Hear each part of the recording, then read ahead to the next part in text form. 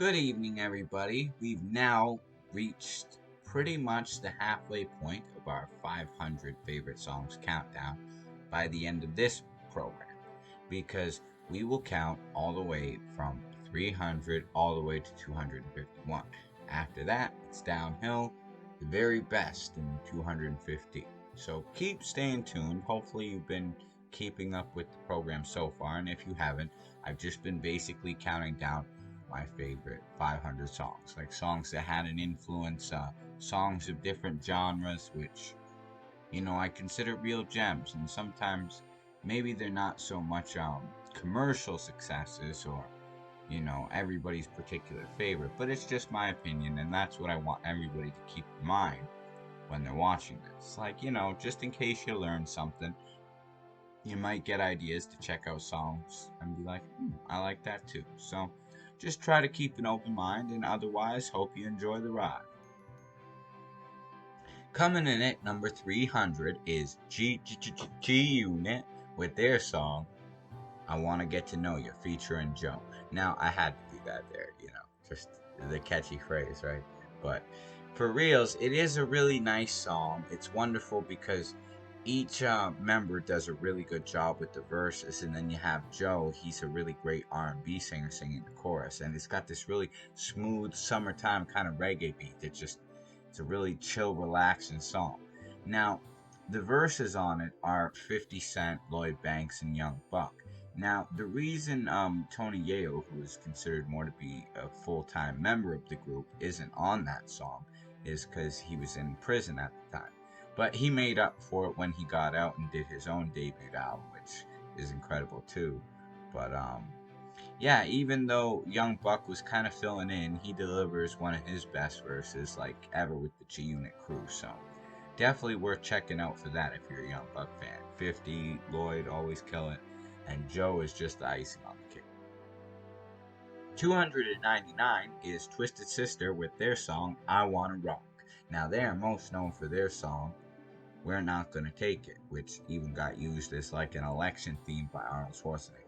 And the video is very memorable too, where basically these weird, makeup dressed in weird clothes sort of band members waltz in and start breaking down doors and shouting at parents. And it's pretty wild and funny, but overall, what I liked about I Wanna Rock is just as a song as a whole, Twisted Sister really rocks harder, and that's the whole point. Like when I like my rock, I like to have like a catchy, memorable riff. The solo is on point; it's fantastic, and like it's sad that they were kind of considered more of a one-hit wonder for We're Not Gonna Take It, and didn't really get much other attention. But I Wanna Rock made it into the Vice City of the Grand Theft Auto series video game soundtrack, and that's where I heard it. I was like, they really were a pretty solid band as a whole, and that song shows it. 298 is Judas Priest with their song You've Got Another Thing Coming. Now, they've had a lot of great songs such as Living After Midnight, Breaking the Law, which the original video got banned. It was very controversial and they had to redo it. But the reason I chose You've Got Another Thing Coming is I really love the style of the guitar riff that the player plays on it. Like the vocals are great, the lyrics are awesome.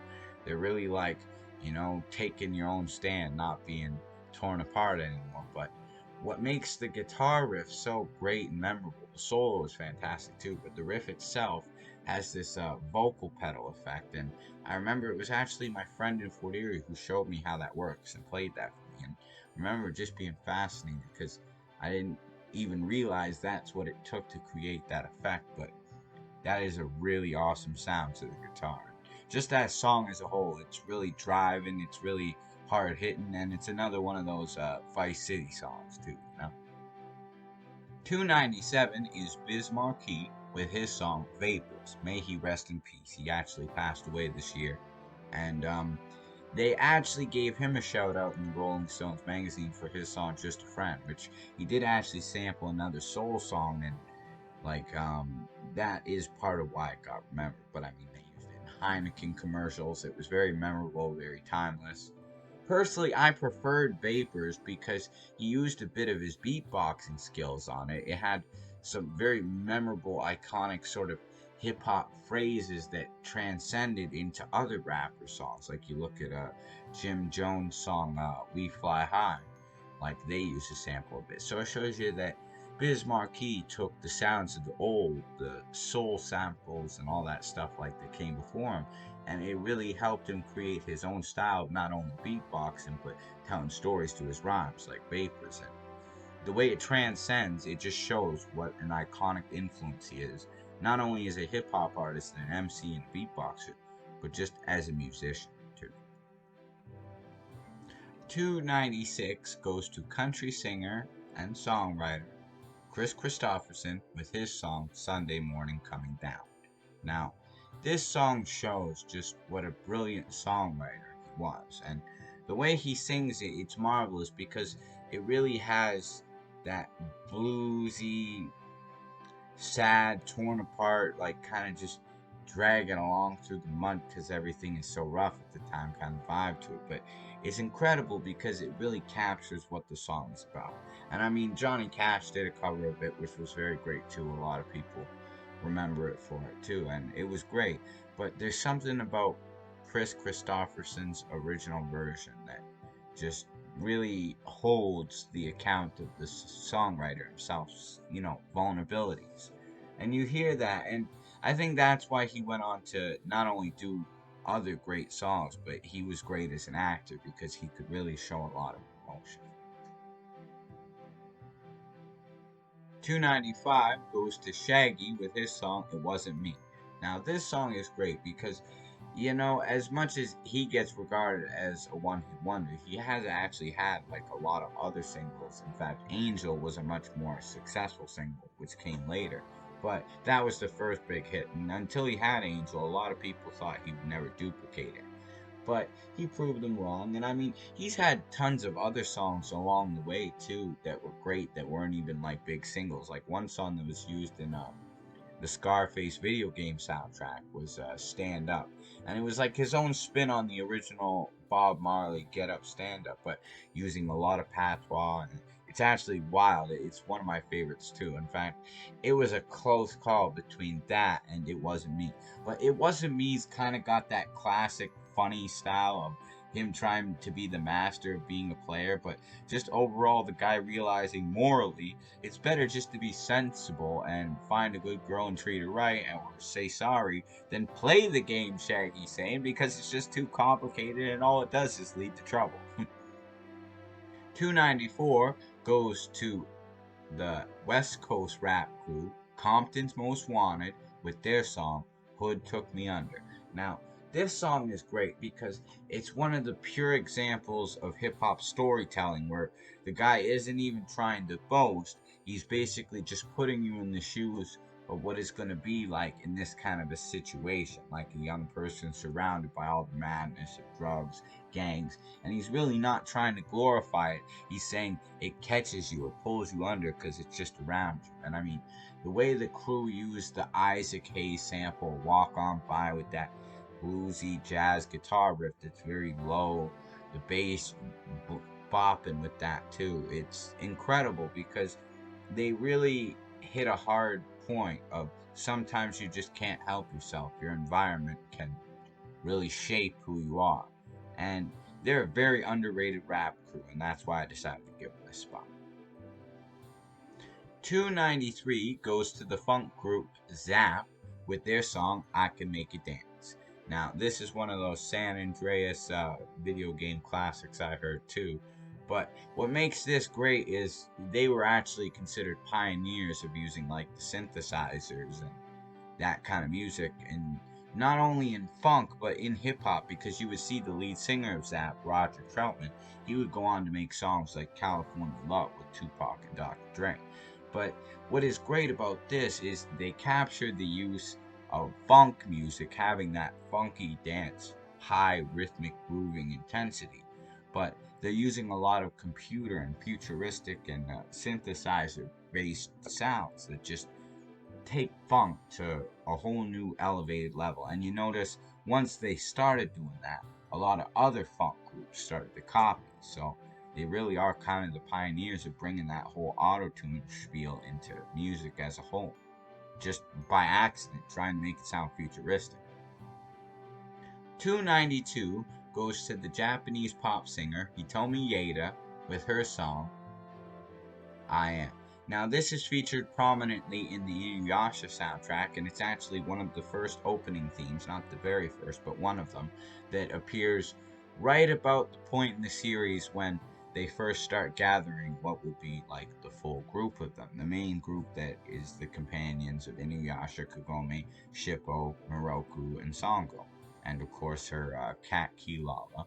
But the reason that is such a memorable song is because what is great about it is the way it's set to the animation is wonderful. But if you actually read what the lyrics are saying poetically, it describes that all you can be is yourself, and you have to work hard being yourself so you can be the self that you are proud of. Because at the end of the day, I am me.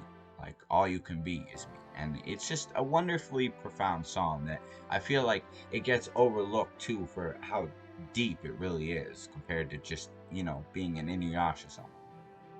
291 goes to Lena Horne's rendition of Stormy Weather from, the self-titled film. Now, when she sang this in the movie, I was amazed because of the effects and the backdrop and everything. But really, just hearing it on the soundtrack and just having her sing it as a whole, you really get taken in because she had a very high, powerful, operatic almost kind of voice. It was very alluring and would draw you in and would just kind of hold you. And it seemed to have so many emotions. And every time I hear her sing, I think, she took quite a few cues from Billie Holiday and maybe Ella Fitzgerald and a lot of her contemporaries. But what made Lena Horne so powerful when she was singing these movies is she still would command your attention with such more intensity than you would see in the average singer. And she was just always incredible. And I mean, especially in Stormy Weather, she was a knockout. So yeah, that's why I had to give it, such a high spot. Overall, it's incredible. I mean, the song itself is very well written, but her take on it, it's magic. 290 goes to the old school rap crew Gangstarr, fronted by DJ Premier and The Guru, with their song B.Y.S. Now, they had tons of great songs. I mean, you look at Manifest, you look at um, later songs even like Full Clip. But what made B.Y.S sort of the golden era of the Gangstarr crew, they were starting to discover their affiliates. You had people like Jeru the Damager first featuring on this album that it was a part of called Daily Operation. And B.Y.S, as its own sort of hip hop standard, holds the test of time because, I mean, it's been featured in so many places prominently because that beat is instantly recognizable, like that bum bum bum bum bum bum bum bum bum. Once you hear it, you're totally like, oh, I remember this. And the way they use the samples, the way Guru is basically lyrically saying, like, if you don't come correct to the microphone, don't step to it at all. It's really what hip hop is all about. 289 goes to the rock band Queen with their song Don't Stop Me Now.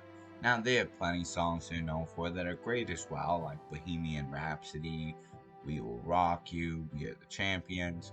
But the reason Don't Stop Me Now, and I really like Under Pressure too with David Bowie, that's a great one. But Don't Stop Me Now, I heard that one first in a movie called Shaun of the Dead. Now, in this movie, it was used in the most ironic way, right?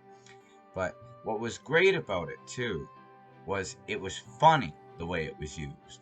But the irony was they're being attacked by zombies and they're hoping nothing's going to stop them now, right? But the way it was used in that showed me what a great song it actually is. Like, it's kind of motivating, it's encouraging. And then you hear the full version with the guitar solo, and the way it actually leads into We Are the Champions is just phenomenal, like the transition of it. So that's why I put that one in the spot. Queen overall does a great job with that one. 288 is Mungo Jerry with their song Summertime. Now, this song would get a lot of negative attention nowadays, especially with mothers against drunk driving, because the whole line, like, take a drink, take a drive, it's like they'd be nailing them to the wall. But overall, for its time, it actually won the award for greatest song of that year. It's a very catchy, memorable song. They even used it in Pulp Fiction a bit. But what I really love about the song is they have some very unique, unorthodox sort of instruments because at one point they're using the blowing on the jugs trick, with the different jugs having measurements. But what's cool is despite having such minimum sort of instrumentation to it, they really give you the impression like it's a much bigger band than it is, hearing it on the record. So it's incredibly done in that regard. And overall, it is a good song of, future experimentation that would lead to other genres that even are incorporated in modern music. 287 goes to DMX with his song Where the Hood At. May he rest in peace as well. He passed away earlier this year. Um, what was great about X was he was everything that a good rapper should be. Like, he always had those banging beats. He had real hard lyrics that reflected like the lifestyle he grew up living. But at the same time, he was a very spiritual man. He believed in a great many things of being a good person, following God. He loved his family, and he was actually a phenomenal actor. I mean, if anybody's ever seen some of the performances he put on in film, like Exit Wounds and Romeo Must Die, I mean, he really did some great film performances too. But yeah, for being like a really solid rapper that from the underground days of hip hop when they wouldn't even let him get nominated for an album at the Grammys, and everybody was kind of mad about that. But he was always a solid like individual as an artist, and may he rest in peace. 286 goes to Cameo with their song Word Up. Now, I love this song because it's an example of a funk jam early in the funk, and they were great with that. They really were very experimental, even much more so than a lot of their contemporaries in the genre. That's what made them great.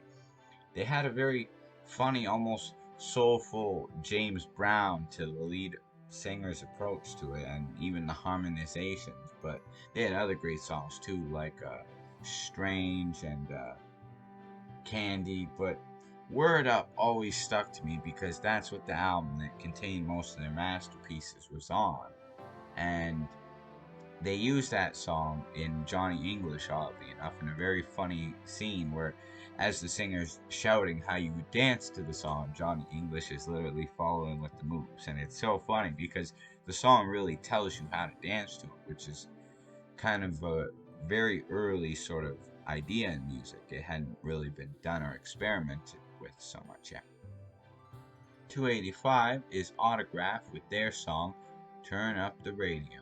Now, this is a really good song, and often a lot of people think it's Def Leppard who did it, but no, it was a band called Autograph. They unfortunately were a one-hit wonder, and that part of might have been why, is because they sounded a lot like Def Leppard, and it was often confused, right?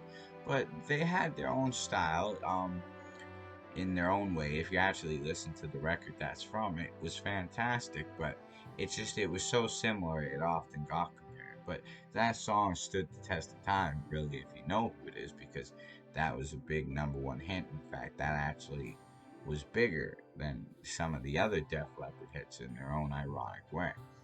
But what makes it great too is how on the radio, like in Vice City, when I first heard it, I thought it was going to be Def Leppard that they were saying does it, but then you look up the soundtrack book and I was like, oh.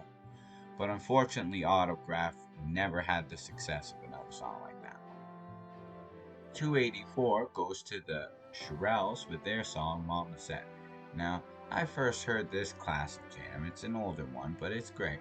I heard it in a movie called Campfire Tales, and it's used in a very simple way in part of a story of the horror film, like anthology sort of story pack, where it takes place in an older generation. And hearing it, it has a lot of real deep merit. There actually is some depth to what the singers are singing. It sounds really great. It's upbeat, it's groovy, and I've even heard rappers like Tupac Shakur quote it. So it has its own resonance through time, and it's really one of those oldies that they play throughout that movie that it's very memorable. And once you hear it, you'll never forget it. But yeah, they were a great group. They had lots of other hit singles as well. And, you know, for that reason, I was like, well, they deserve a spot on the chart. 283 goes to Mobb Deep with their song Survival of the Fittest. Now, they have lots of other great songs.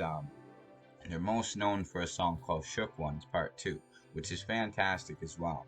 Um, just like that one, the beats were mostly always produced by the main member Havoc, and Prodigy would do most of the rapping. Havoc would spit a verse too here and there. Now, with Survival of the Fittest and, you know, Shook Ones, they actually both got to spit on that, and they spit some of their most memorable and timeless verses.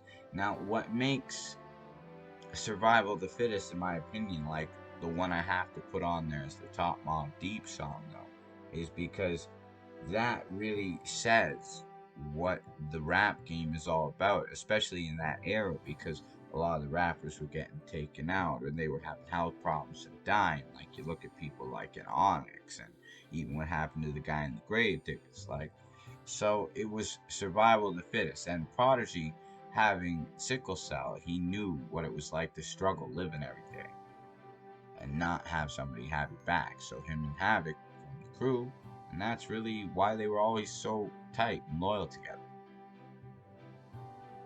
282 goes to Cheryl Lynn with her song Got to Be Real.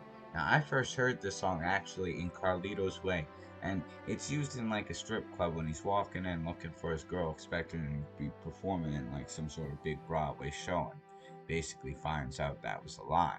But what's great about like that song overall, that like it really leaves that memorable impression of that era, like the era Carlito's Way of Setting is exactly what the song shows. But that funky bass group that just, you know, you prominently would hear in a club that era, that's just driving the main melody, the way she's singing so simply but beautifully to it, the way it's got the other accompanying instruments hyping it up at points, and then it builds, it gets more higher and intense before it reaches its final like crescendo and climax, and it's great. It's a wonderful song for its era, and definitely incorporates so many eras of like genres of like funk, soul, and even rock elements that make it great. 281 goes to Neil Young with his song Rockin' in the Free World.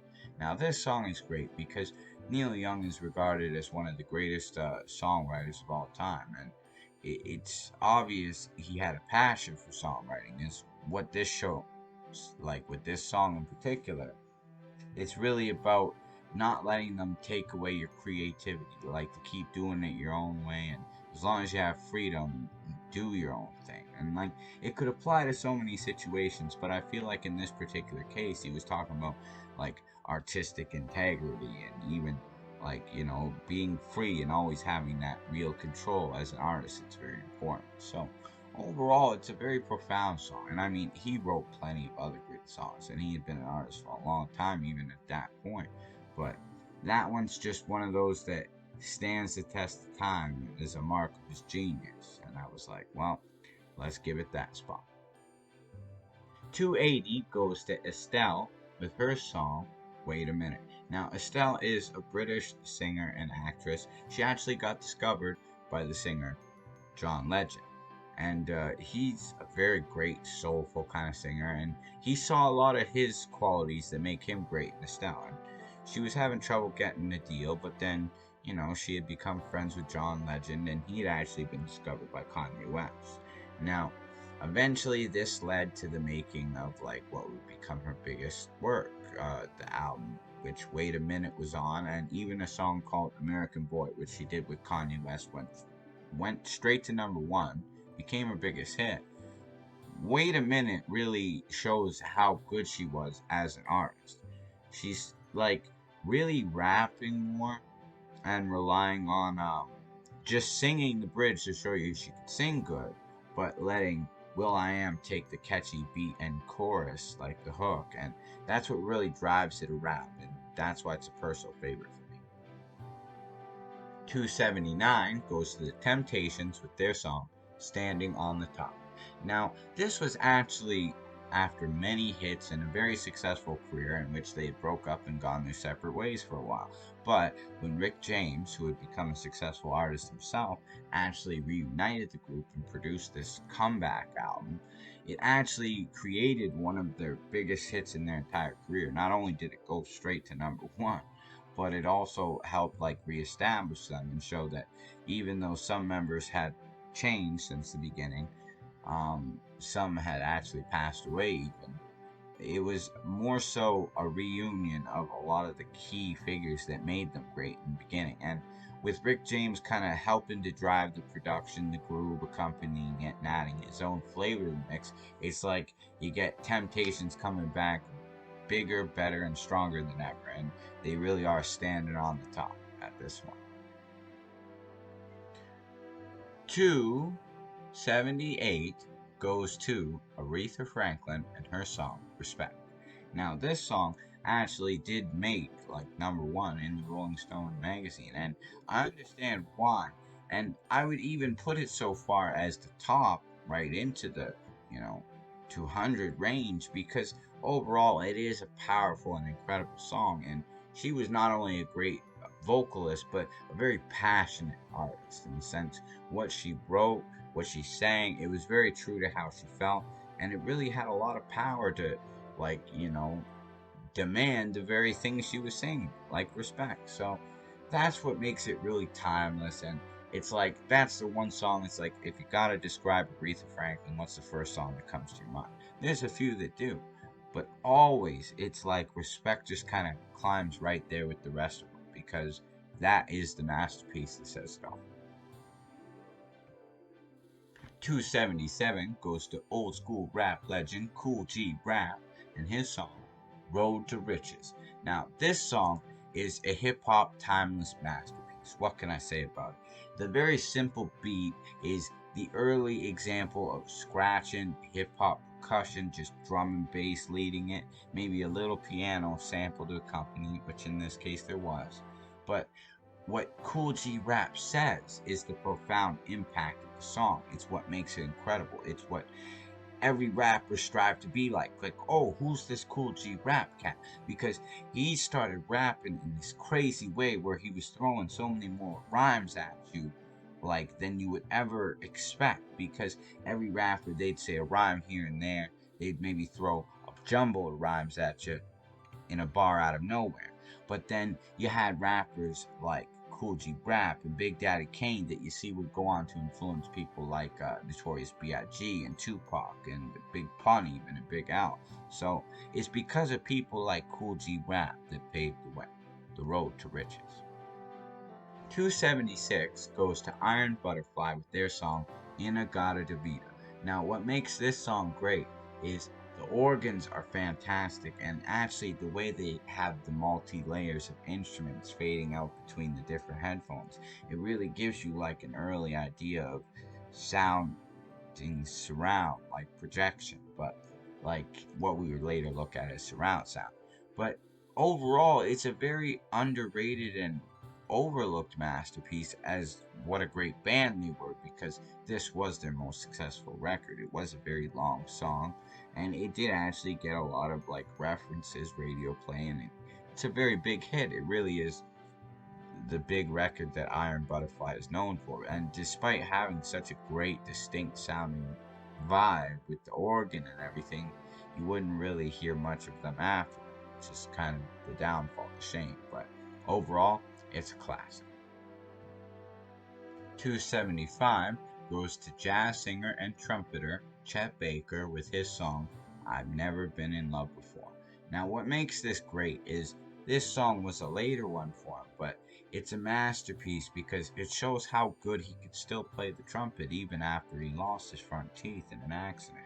Well, it was basically an altercation, but the point is, it was very hard for him and he struggled to regain his ability to play the trumpet, and he could have just sang. His woman at the time encouraged him to keep singing, but he felt he had to regain that because that's what he was known for. I mean, he had even been discovered early on by the likes of like Miles Davis, Dizzy Gillespie, and Charlie Parker. So he wanted to prove to those cats he could still play, and it took him a while to get his groove back. But once he got it, it's like it always had that Chet Baker sound, but it had a new level of depth, maturity, blues, pain, because he couldn't overforce it because of his limitation. He had to really be bare naked and honest, but in some ways that made him more better.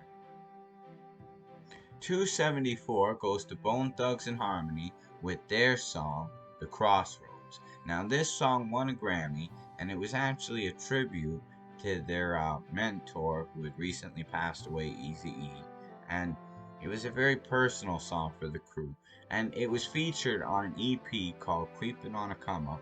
And this was Bone Thugs' first early appearances. Eazy-E did essentially help to discover them, but unfortunately Eazy-E was very unwell and near the end of his career at that time. So there were the one song he did with them, a few other appearances, but in the time they made those songs, it wasn't a full LP, it was just an EP. And because of that, they lost out on a very important honor, because a lot of people speculate had the album been longer, they would have actually been able to win the Grammy of Album of the Year. But because it was just an EP, it wasn't long enough, they, lost out. And it's looked at as a very big regret that rappers avoid making short albums ever since then. But overall, The Crossroads really shows them what they were great for, singing, but in a fast, rapid, harmonic way that no other rapper could ever do, without using auto-tune and imitating it would just never sound the same. 273 goes to Taeko Onuki with her song 4 a.m. Now, she had a lot of really great records, and she actually started in a band called Sugar Babe with a fellow superstar in Japan, Tatsuro Yamashita. Now, when the group dissolved after having one album, they both went separate solo careers, and Tatsuro became the bigger star, but even when Taeko struggled in the early years, she still managed to sell a lot of records, and as her reputation grew, she toured Europe and became even bigger in some regards there, having the first Japanese album to go #1 in France. And what is incredible about her as a singer is she had a very psychedelic 70s funky rock soulfulness to her that a lot of the other Japanese pop singers that would later come out tried to imitate but never could equal in that regard. 272, Nelly, Body on Me.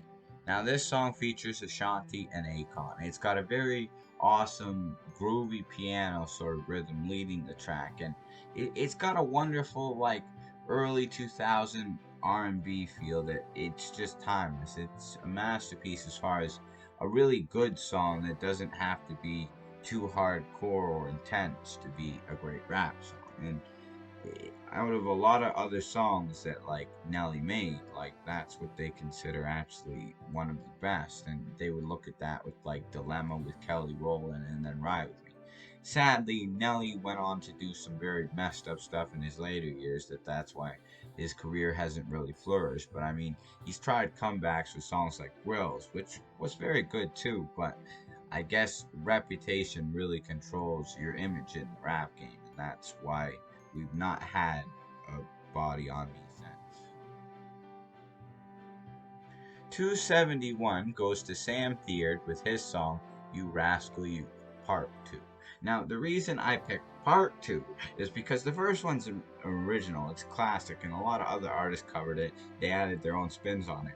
But Sam really shows that it's his own creative comic genius with Part 2, because everything that was a little too raunchy and intense to say the first time around, he really throws it at you.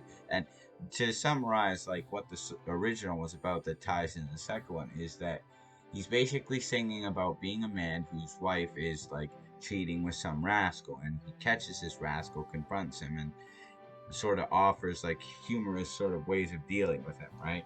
And it's funny because in Part 2 he says you had that stuff long enough, aren't you tired of that stuff, something like that, right? And it's funny because what makes that great is he's tired of it because of all the drama, yet it makes you question why is he staying with it. So it really signals it is a joke, but it just takes it to that more extreme level that's hilarious. 270 goes to Canadian rapper and singer Chaos with his song The Man I Used to Be, which shows what a great dancer he was too. And for a Canadian artist, it's like he never really made it to the big huge level that we would see like with your Drakes nowadays, which is sad because I say Chaos any day would like beat Drake in a heartbeat because he had lots of great songs like Crabs in the Bucket, Sunday Morning Coming Down.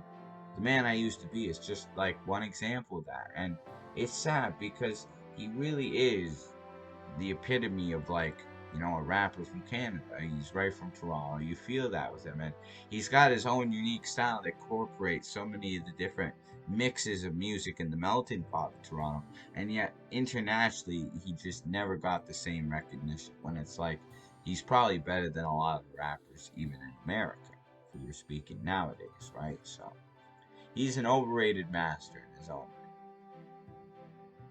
269 goes to the R&B singer Joe, who was featured at the top of this episode today with his song All the Things Your Man Won't Do.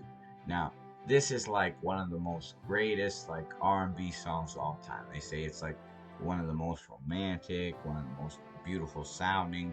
Joe at his peak, really. They've used it in so many soundtracks. They've used it in ironic ways, in very sweet, subtle ways, and it's sad because he is regarded too as one of those one-hit wonders because he had that, and then he had another song at the time called Don't Want to Be a Player, and that actually got used in a remix with Big Pun called Still Not a Player. Because of that, a lot of people remembered that more than the original. So he only had really the strength of his like main thing, and just being called Joe, he's often forgotten like which Joe. But overall, he's a great artist, and that song proves he really deserves more recognition for just having that wonderful voice for R&B. 268 is Yumi Takigawa with her song Jiguzagu Highway. Now, she was a very successful singer and actress in Japan, and especially in the 80s. She starred in a film like B.Y.S and did quite a few other films with the director, and went on to do popular soap opera like television there too. But she released 2 albums, which is sometimes overlooked, but she had a very soulful like R&B almost kind of voice, which is unusual because it had that like almost jazzy quality to it too. But it's like, considering she didn't really do so well as far as the sales and the record industry, she had probably one of the most distinct voices, which when she got to use it in film appearances too, it became evident. But often as an artist, she was overlooked. But great actress, great singer, and that song itself is just a masterpiece of like going on a journey through Japan. You picture it all, and it sounds wonderful. 267 is rapper and singer B.O.B. with his song Past My Shades featuring Lupe Fiasco. Now, this is a personal favorite because I like having a good pair of shades. I'm not gonna lie, that maybe that's why I relate it, and it's sick. But what I really like about it is the guitar riff is sick. Like the main groove of the song with the horns, the guitar, it's very jazzy. It's fresh, man. You don't always hear that in hip hop, but when you hear it, it's tight. Now, I love that aspect of it, but each rapper has their own spin on it. I mean, B.O.B. singing the chorus, and it's great. And when Lupe comes in with his verse, his whole rap verse is a different perspective, but it's very witty and clever. So between the two of them, you're getting some really tight rap around a really groovy beat, simple catchy chorus, and hey, as long as you like having a nice pair of shades yourself, it's a very great relatable song. So that's why it's a personal favorite of his too. 266 goes to R&B singer Rihanna with her song If It's Love. Now, this was right after she had made her debut album and got signed with Jay-Z, and that's when I consider she was really at her peak. She was really using the Caribbean roots to her advantage with the music that blended so well with the R&B. It was just incredible. I mean, I find that the production, the music quality on that excels anything later on. But I mean, I would say if I was to rank her like best albums, it would actually be that, her second album, and then her third, which is when she did the song with Jay-Z. Umbrella, and that became the biggest hit. Now, everything up to that point, I would say, was the peak of her career. Although I do agree that some of her early stuff, like If It's Lovin' You Want, was actually where she was really at her best and had a unique sound that nobody could top, and that's what made her incredible. 265 is Greg Allman with his song I'll Be Holding On. Now, this song is featured in the Black Rain soundtrack, and it's a really wonderful song for the soundtrack because it really summarizes the character as the director, like Ridley Scott even said. Like, that's why he wanted it for it. He actually was there when Greg Allman, like, re recorded it for the soundtrack. But what makes it such a great, relatable song is like Greg Allman belts it out. He sings it great. He's a fantastic guitar player. You hear him ripping it, and it's magic. But it's a very powerful, inspiring, and moving song that it's like you might get kicked around, you might go through like hardships and trials in life, but you gotta just hold on. And you see, there's lots of artists who have taken that idea and they've had their own spin on it, but he really belts out that soul and blues of just not giving up or ever backing down, no matter how hard it gets.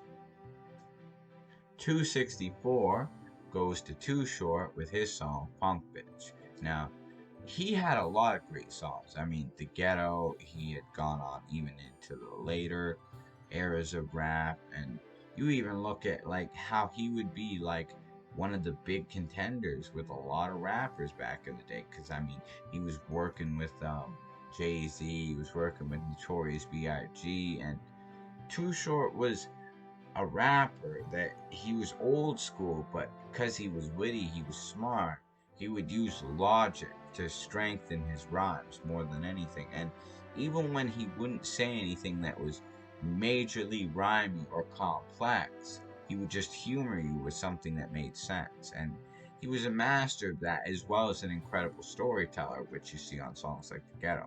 But what makes Punk Bits great is you get the witty humor of Too Short, but you also get this really intense story of dealing with punk bitches, and it's very unpleasant. But it's the masterpiece of the two that shows, wow, this guy's really awesome. Plus that funky, groovy bass line driving it, can't fuck.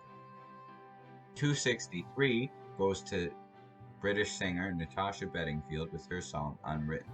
Now, I really like this song because it really captures the idea of having like an artistic block, or sometimes you might not have the creative juices flowing when you're trying to really work on shit and get it done.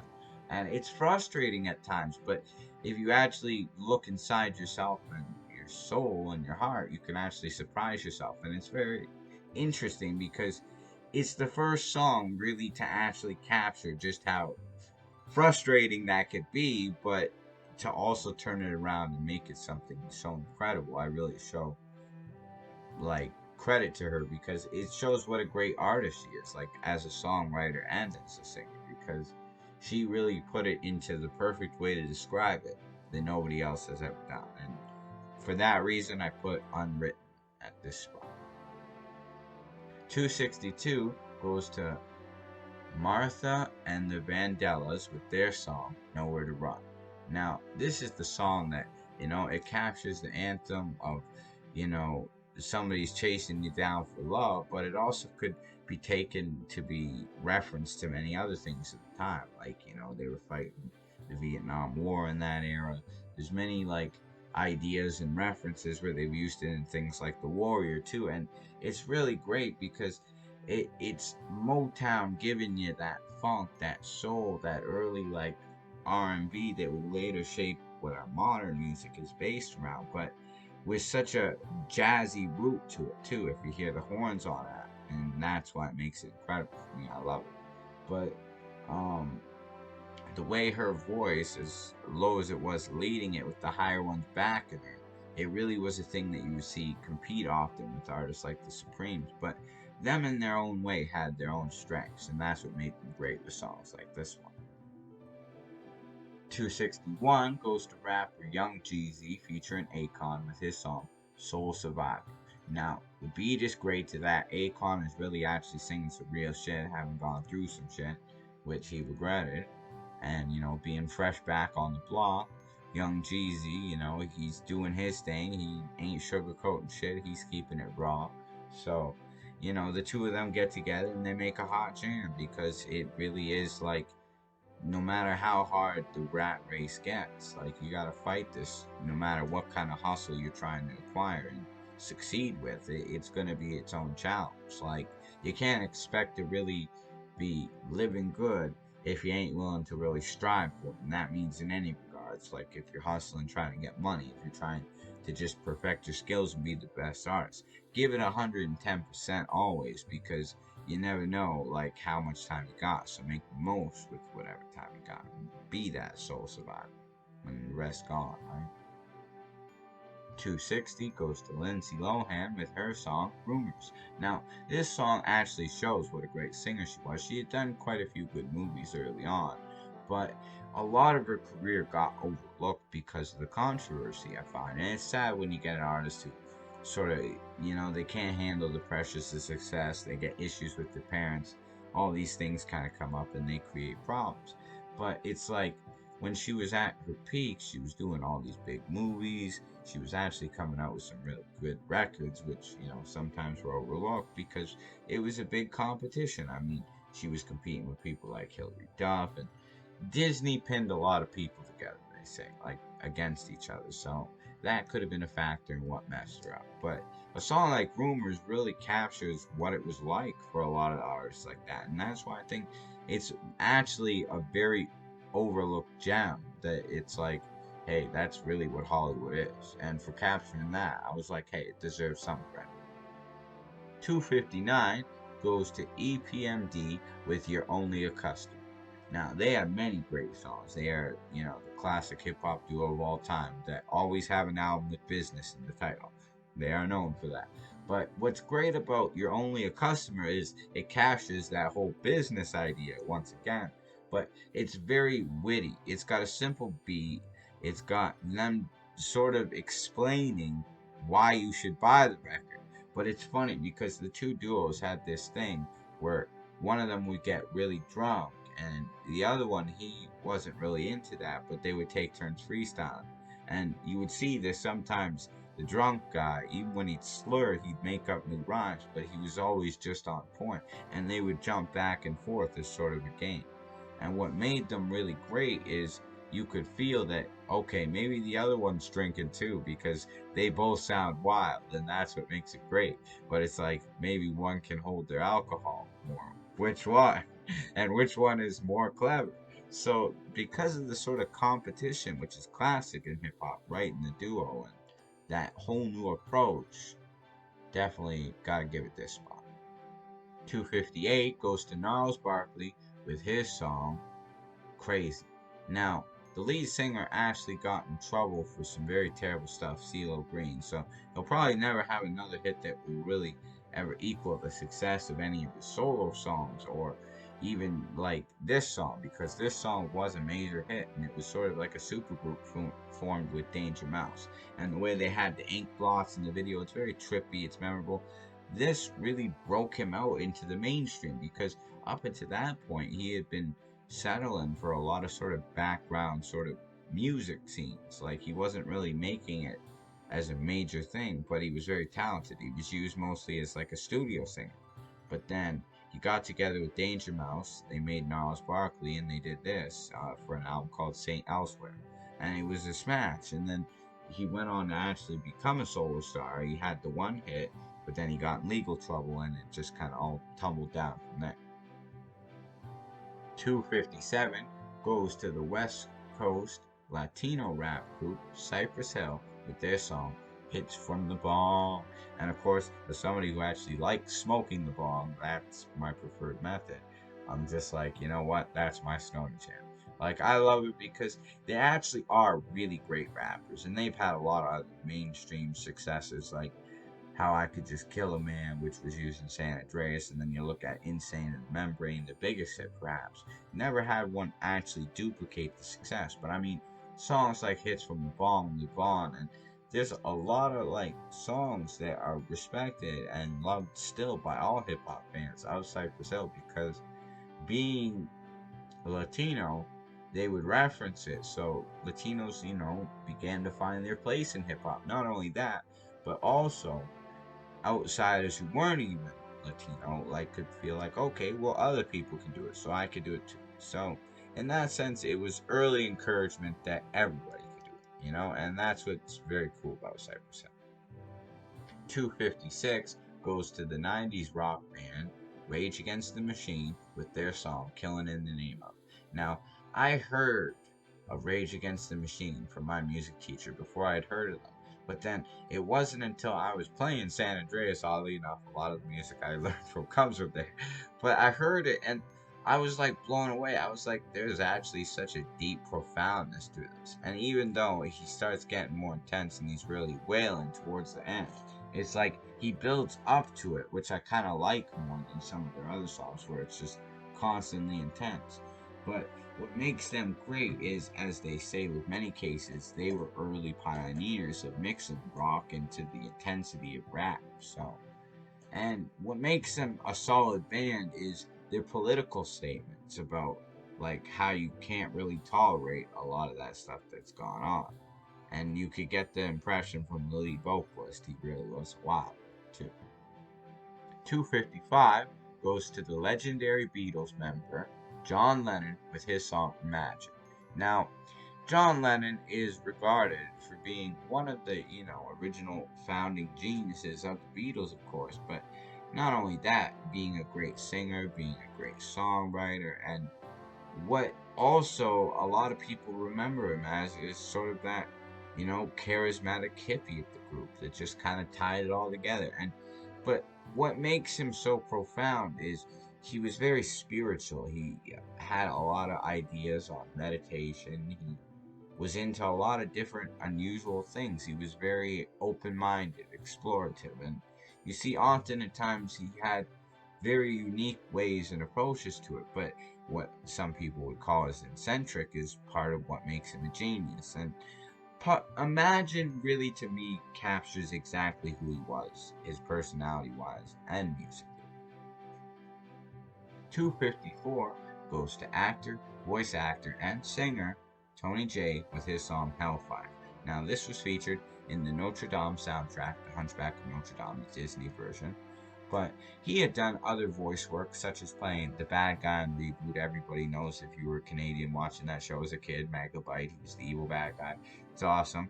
But what made him great as the bad guy in The Hunchback of Notre Dame, Claude Frollo, is he was very diabolical, and he's got that deep, intense voice that just suits those kind of characters. He could play a gentleman, which he actually released an album, spoken word poetry, where he's singing a bit too, and it's fantastic. He just was really good at playing those characters because of the deep, intense voice. But what makes this song great is it also shows you that if he really needed to sing, he was actually quite powerful. He had a hell of a range, and that's one thing that gets overlooked is him. But, as somebody from Great Britain who spent most of his life here in Canada, when he passed away, it was very sad. Everybody who watched Reboot would remember his voice. 253 goes to Jennifer Hudson with her song Spotlight. Now, she was in the movie Dreamgirls with Beyonce and another girl who went on to even act in a movie called Princess and the Frog, which was a very interesting movie too. It was one of the first movies to really have many themes that it had. But what makes Jennifer Hudson often get overlooked is because she was paired with somebody like Beyonce. But if you actually look at it, Jennifer Hudson was very well educated. She had actually gone to school for music. She sang in a gospel choir, which you hear that vocal range, it's incredible, it's phenomenal. And a lot of people picked on her in the early years because she was a bit chubbier, but as she lost weight and she began to release more and more, she got bigger hits. You look at her song in the movie Think Like a Man, that was her biggest hit with Neo and Rick Ross. But what makes Spotlight great is it just shows what an incredible singer she is, and that is the main point of focusing on that kind of an artist. 252 goes to former Terror Squad member Armageddon with his song I'ma Get Mine. Now, this is the penultimate song of our list tonight, the second last one we will mark off before we end. But what makes this one great is Armageddon was probably one of the most lyrically intense and fearsome members of the original Terror Squad crew, and sadly, as many record appearances as he had with Fat Joe and the original Terror Squad, after the falling out in Punt Pass, he didn't really get any major label record offers. He went on to record with Fat Joe for the second Terror Squad album, but other than that, as a solo artist, he only had begun to work on mixtape material for what he would call the Journal. And this was a song from that. But it shows Armageddon always lyrically was a master at it. Intensity, his rhymes, his puns, his witty metaphors. He really is the epitome of Armageddon on the microphone. The world ends. It's just crazy. And I just wish he had gotten more recognition for songs like that. 251 is Creedence Clearwater Revival with their song Looking Out My Back Door. Now, this is the ender for tonight, and after this, we will conclude.